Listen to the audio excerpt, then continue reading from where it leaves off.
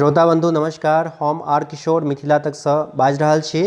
आजुक दिन छोटका दियाबाती अछि और आजुक दिन जे छै से लोक सब अपन अपन घर में दिया जराबैत छथि, जाहि में जे छै से ओ अपन दिया में करू तेल, घी के दिया और अंडी जे छै ताही के तेल के दिया जे छै से ओ जराबैत छथि। हालांकि आब जे छै से लोक सब जे छथि से घर में विभिन्न प्रकार के लाइटक व्यवस्था करै छथि, लड़ी लगा कऽ, और विभिन्न प्रकार के जे बाजार में उपलब्ध लड़ी सब छै से सब अपन अपन घर में लगाबै छथि। और अपने देख सकै छी जे केना लड़ी जे छै से लागल अछि और विभिन्न रंग में छै से लड़ी जे छै से लागि कऽ एकदम सुंदरता जे छै से बढ़ा रहल छै और बड़ा सुंदर लागि रहल अछि। और मिथिला के विभिन्न क्षेत्र में ई छोटका दियाबाती जे छै से बड़ा धूमधाम से मनाओल जा रहल अछि।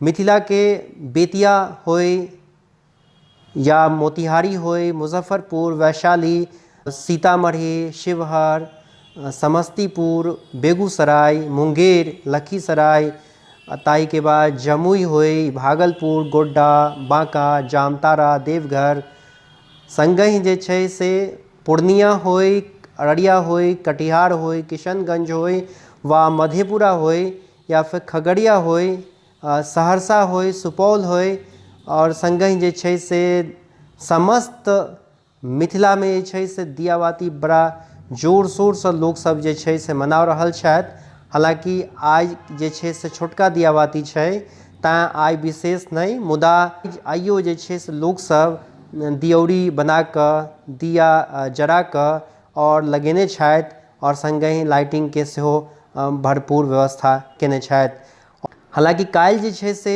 दियाबाती में अपने सब बड़ा दीप सब सेहो देखबै, जगमग करैत दीप सब, मुदा आइ जे छै से सेहो छै। और दियाबाती मनेबा के एकटा पौराणिक कथा छै। कथा पिहानी ई छै जे आजुक दिन माँ सीता के जे सासुर छनि ताहि में जे छै से श्री राम भगवान और माँ जानकी जे छै दुनू गोटे रावण पर विजय प्राप्त कऽ कऽ ओ अयोध्या अयलथि।